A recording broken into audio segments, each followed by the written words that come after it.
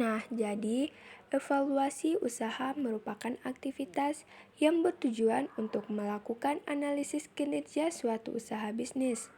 Evaluasi usaha memiliki prinsip dasar, yaitu membandingkan rencana usaha yang telah dibuat sebelum kegiatan usaha dilaksanakan. Selanjutnya, evaluasi kelayakan usaha.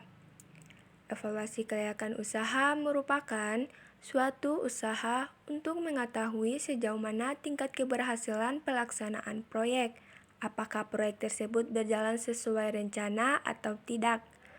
Tujuan evaluasi kelayakan usaha.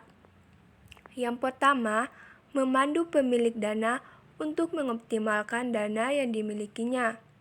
Yang kedua, memperkecil resiko kegagalan investasi dan dapat memperbesar peluang keberhasilan. Selanjutnya, ada komponen evaluasi hasil usaha. Yang pertama, tujuan evaluasi kelayakan usaha. Evaluasi bertujuan untuk meminimalisir kegagalan dalam investasi dan dapat memberikan peluang keberhasilan untuk usaha berikutnya. Yang kedua, tahap-tahap evaluasi kelayakan usaha.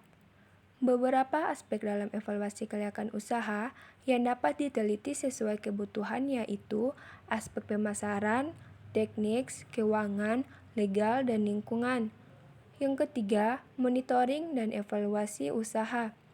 Perlu adanya keyakinan diri untuk mampu maju dan sukses dalam bisnis, sehingga usaha yang sedang dilaksanakan dapat berjalan dengan baik.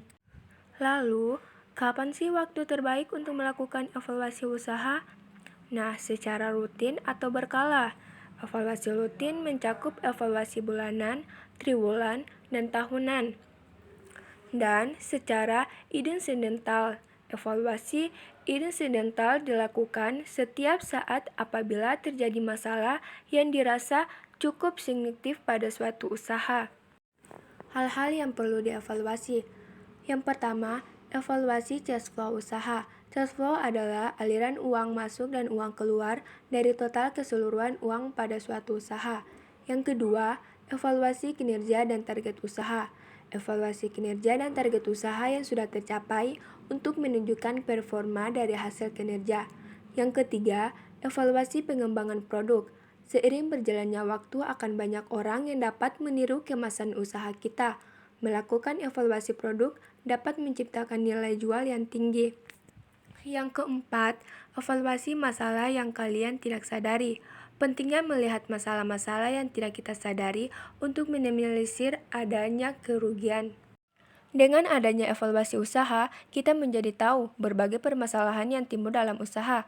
Bisa kita lihat di proses produksi, misalnya kehabisan bahan baku, kerusakan alat produksi, atau kelalaian tenaga kerja.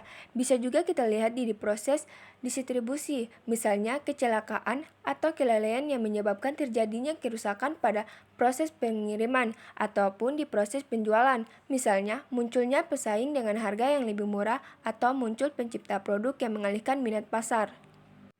Dari masalah tersebut, apakah ada solusinya? Tentu saja ada. Dengan dilakukan evaluasi usaha, kita menemukan solusi-solusi sederhana untuk menyelesaikan permasalahan tersebut. Misalnya, ketekunan, kerja keras, keberanian mengambil keputusan, dan kreativitas menciptakan inovasi. Bagaimana sih tujuan akhir dari evaluasi usaha itu? Nah, evaluasi usaha ini memiliki tujuan akhir, yaitu untuk mengembangkan usaha. Karena kita tidak mungkin hanya diam saja di tempat. Kita harus mengembangkan usaha-usaha pastinya. Nah, pengembangan usaha itu ada banyak. Jadi saya akan memberikan beberapa contoh, yaitu pengembangan jumlah atau volume barang. Kedua, pengembangan produk lain yang searah. Ketiga, pengembangan produk tidak searah.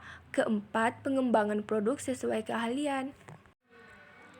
Sekian pembahasan dari saya, semoga dapat dipahami dan mohon maaf apabila ada kesalahan kata dan kekeliruan, mohon dimaafkan. Sekian, terima kasih, sampai jumpa di pembelajaran selanjutnya.